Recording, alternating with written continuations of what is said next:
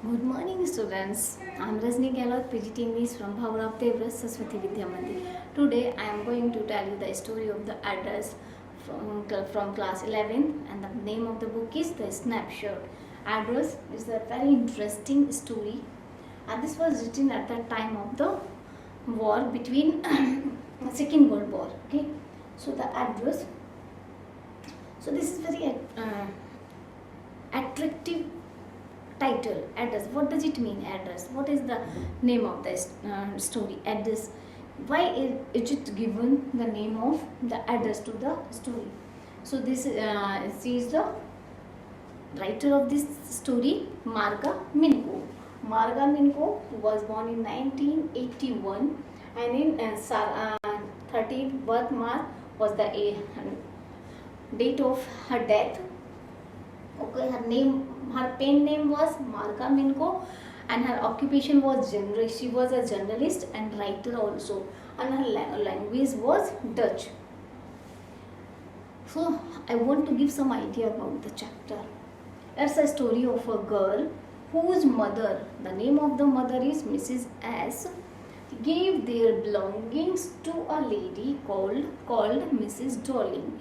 जो ऑथर और नरेटर जो है इस स्टोरी की, she is a girl whose mother Mrs. S, she gave her belongings to a lady whose name was Mrs. Darling during the World War second World War के दौरान पर. Unfortunately, during the war, the Mrs. S dies, but her daughter survives. Her daughter first thinks to leave the belongings of her mother, as she thought it will make her remember the good old times and she will then regret it. कि जो उनकी बेटी थी, पहले उन्होंने सोचा कि वो जो चीज़ें हैं उनकी मदर की उनको छोड़ दें, अजीब छोड़ दें. फिर बाद में उन्हें याद आया, मतलब एक होता है ना, कभी कभी चीज़ें हम अपनी जो पुरानी चीज़ें उनको बहुत मिस करते हैं और उनको देखना चाहते हैं, उनको टच करना चाहते हैं, क्योंकि वो हमारे पास्ट से जुड़ी हुई होती हैं, हमारे उस पर्सन से जुड़ी होती है जिसे हम बहुत ज़्यादा प्यार करते हैं. तो ठीक वैसे ही नरेटर को एक दिन अचानक से इस तरीके की फीलिंग होती है, but later she becomes curious to see her mother belongings. तो शुरू में तो उसने सोचा कि छोड़ दो उन चीज़ों को, भूल जाओ, वो हमारा पास्ट है. लेकिन एक दिन अचानक से उसे बहुत याद आती है, तो she want to curious to see her mother's belongings. वो उनको देखना चाहती थी, उनको टच करना चाहती थी.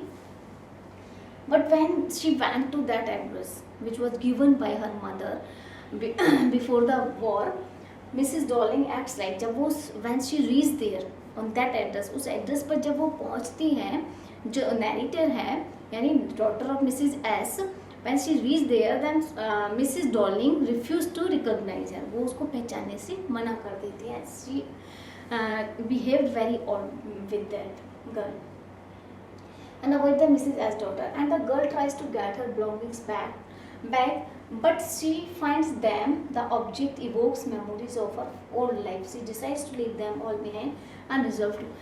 और वो जब सेकेंड विजिट में वहाँ जाती हैं, उन चीज़ों को देखती हैं that were in very odd way.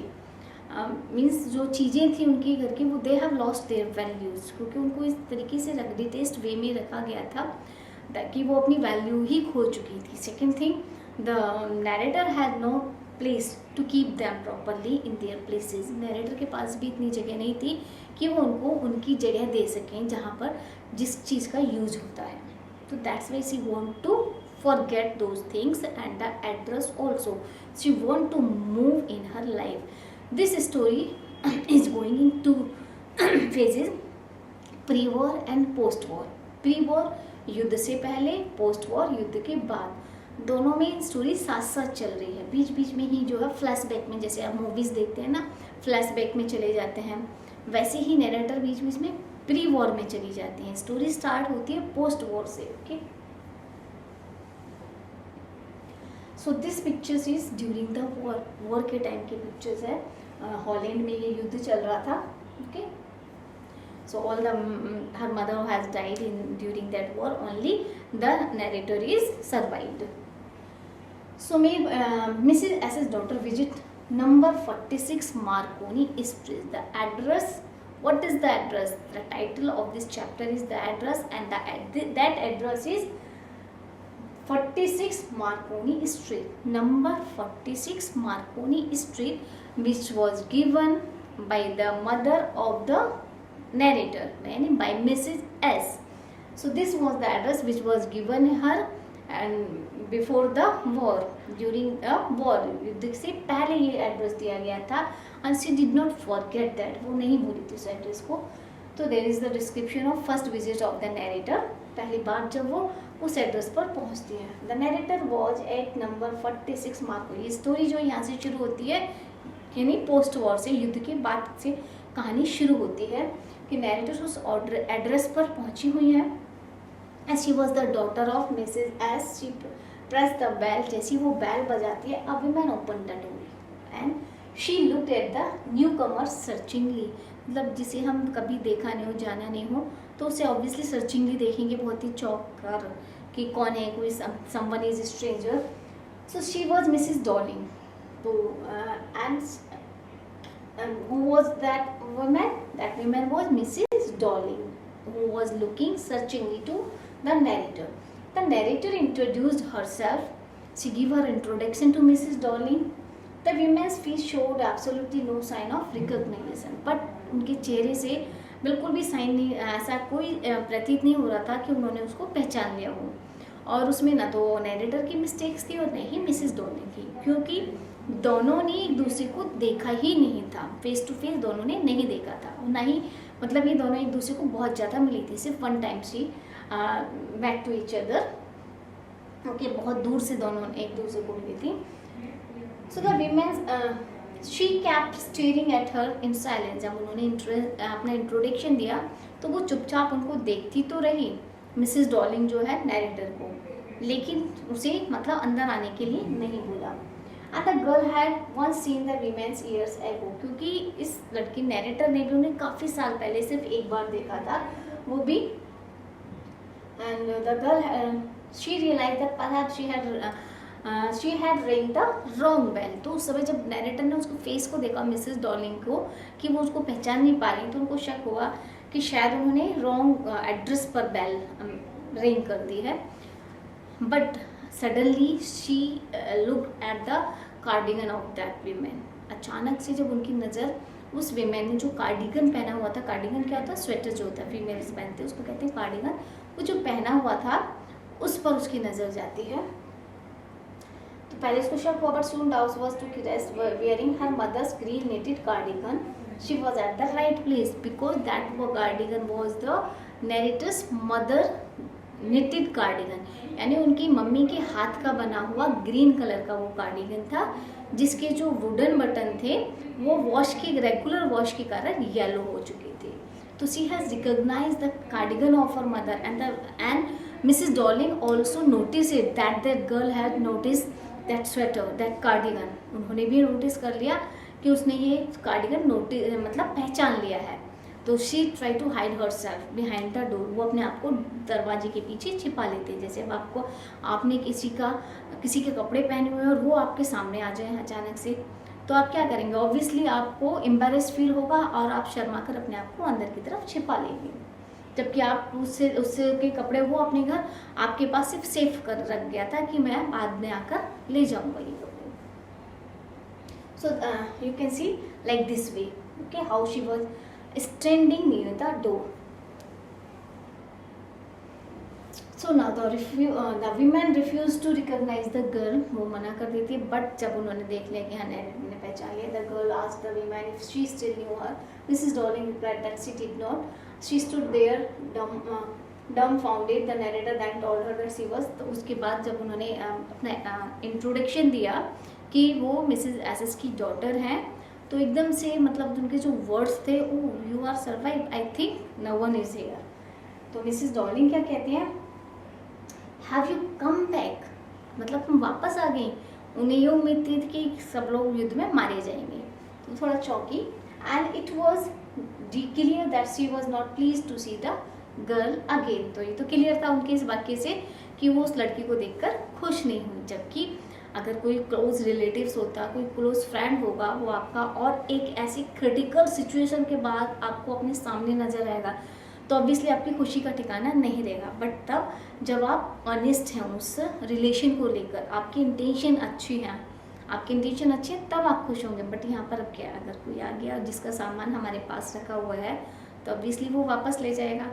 तो उनकी इंटेंशन क्या थी, चीज़ों को अपने घर ला कर रख लेना ताकि वापस ना देना पड़े। युद्ध में तो ये लोग मर जाएंगे, कुछ बचेगा तो कोई है नहीं, तो ये जो इतना कीमती सामान है वो हमारा हो जाएगा। मिसिस डॉलिंग की इंटेंशन यही थी।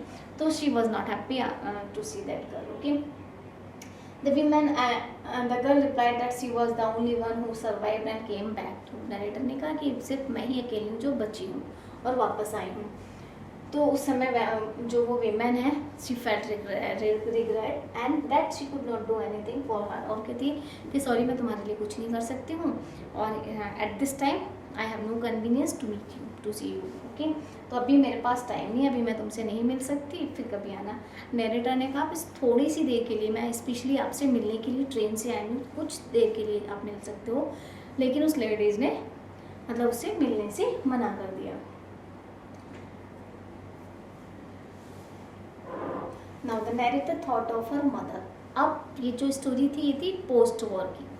उसके बाद नैरेटर जब उस एड्रेस से, उस जगह से वापस जा रही होती है स्टेशन पर, क्योंकि उन्हें ट्रेन से वापस अपनी जगह पर जाना था जहाँ वो रहती थी, तो उस समय रास्ते में जब वो सोचती हुई जा रही हैं तो वो प्री वॉर में पहुँच जाती हैं। फिर से वो युद्ध से पहले वाले इंसिडेंट में वो उन चीज़ों को याद करती हैं कि कब उनके घर से ये चीज़ें मिसेस डॉलिंग के द्वारा लाई गई थी। तो वो सोचती हुई जा रही हैं। So the narrator got lost in old memories, अपनी पुरानी यादों में खो जाती हैं। She thought about her mother, अपने माँ के बारे में सोचती हैं। She had given her the address of Mrs Dorling, जब उन्होंने काफ़ी साल पहले उनको मिसेस डॉलिंग का एड्रेस दिया था। नैरेटर घर पर आई हुई थी, अचानक से नैरेटर ने मतलब जब अपने मतलब कॉलेज में कहीं पढ़ती थी या जॉब जो भी करती होंगी वो, तो कहती है कि एक बार जब मैं घर पर आई मुझे अपने कमरे में मतलब समथिंग कुछ मिस लगा, कुछ स्ट्रेंज सा एटमॉस्फेयर लगा। आपके घर में मान लीजिए आपके जो आपका स्टडी रूम है वहाँ से चेयर हट जाए या आपकी जो ड्रॉर है वह हट जाए तो ऑब्वियसली आप एकदम से पहचान लेंगे उसकी। भले ही उस समय आपको कोई कीमत नहीं नज़र आती, लेकिन वहाँ से अगर वो चीज़ हट गई है तो आप तुरंत होगा कुछ गड़बड़ है हमारे रूम में, कुछ तो यहाँ से गायब है। ठीक वैसे ही नैरेटर को लगा और उन्होंने तुरंत ये बात नोटिस कर ली। तो उनकी माँ भी चौंकी थी कि बहुत जल्दी से उनकी बेटी ने नोटिस कर लिया कि उनके कमरे का सामान गायब है।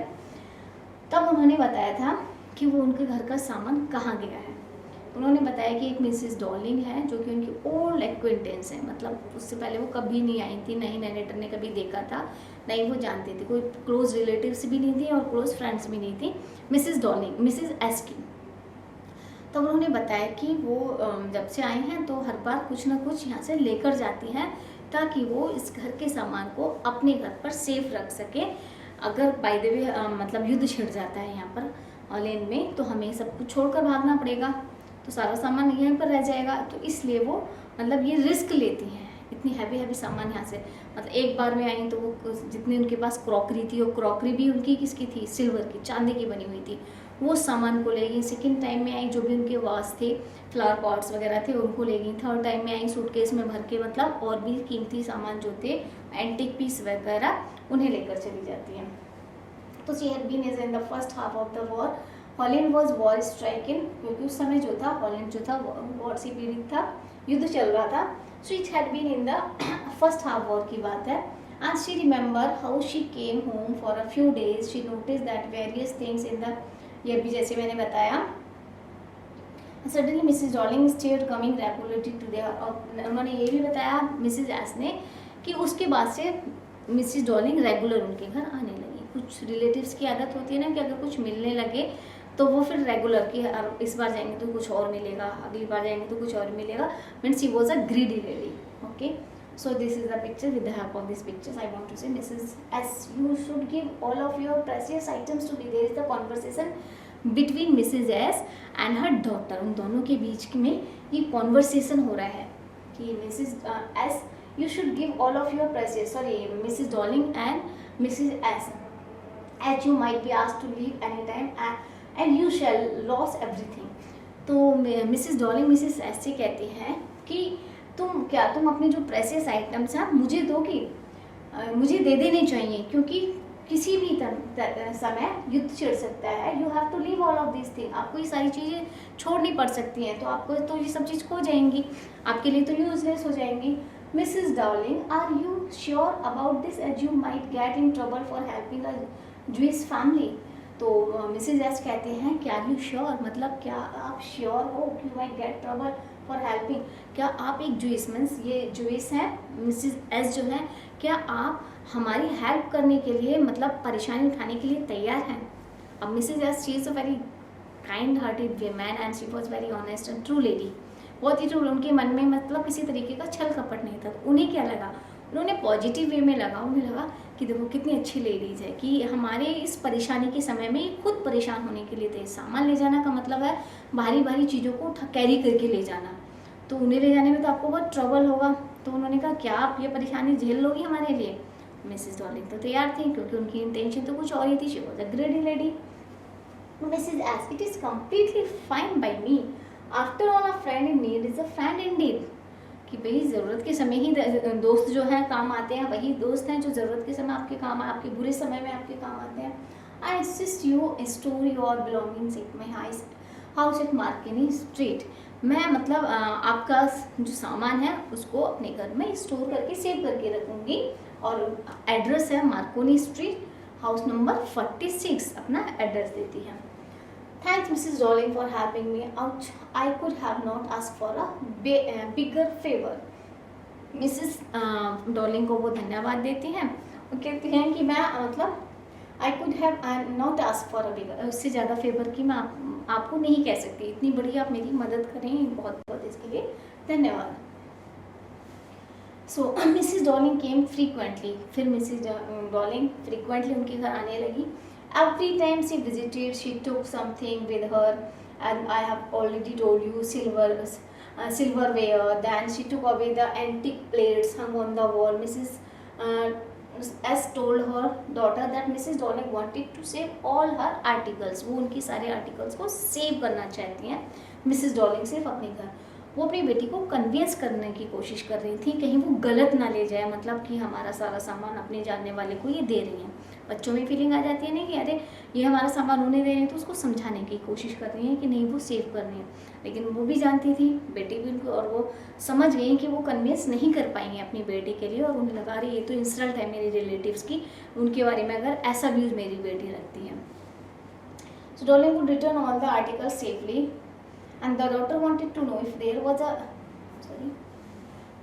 Return agreement. तो उनकी डॉटर कहना चाहती क्या कोई रिटर्न एग्रीमेंट है आपके पास कि ये आप सामान बाद में वापस कर देंगे। All the article safely, the girl could not trust anyone so blindly.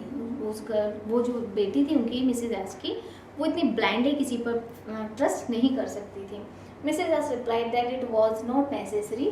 Mrs S was thankful to Mrs, कहती कोई ज़रूरत इस बात की कोई मतलब वो ज़रूरत नहीं है, आवश्यक नहीं है कि वो मतलब रिटर्न में हमें देना पड़े या उससे लेना पड़े। वो कहती हैं कि एस हमें तो उनका धन्यवाद देना चाहिए मिसेस डॉर्लिंग का कि वो इतना हैवी सामान को हमारे कैरी करके ले जाती हैं। सोचो कि उनकी जान को भी तो खतरा है, इतना कीमती सामान वो ले जाती हैं, कोई उनको मतलब नुकसान पहुंचा सकता है, हार्म कर सकता है, ट्रेन से जाती हैं इतनी दूर, या उनकी बैक में कोई प्रॉब्लम आ सकती है जब कैरी करती है हैवी सामान। तो अपनी बेटी को समझाना चाहिए। Was doing for her all that happened years ago. ये सब उन्होंने अपनी फ्लैशबैक में ये स्टोरी माइंड में मतलब उन्होंने याद किया। मिसेस अब आते हैं मिसेस एस की डॉटर यानी नैरेटर ये सब चीज़ें अपनी। अब हमने ये जो अभी फर्स्ट पार्ट पढ़ा इसमें प्री वॉर और पोस्ट वॉर दोनों की बातें हुई। स्टोरी स्टार्ट होती है पोस्ट वॉर से और उसके बाद बीच में आता है डिस्क्रिप्शन प्री वॉर का। जब नैरेटर घर वापस जा रही होती है फर्स्ट विजिट के बाद तो वो अपनी मेमोरीज में चली जाती है, फ्लैशबैक में, स्टोरी में। Okay, now thank you students, have a nice day.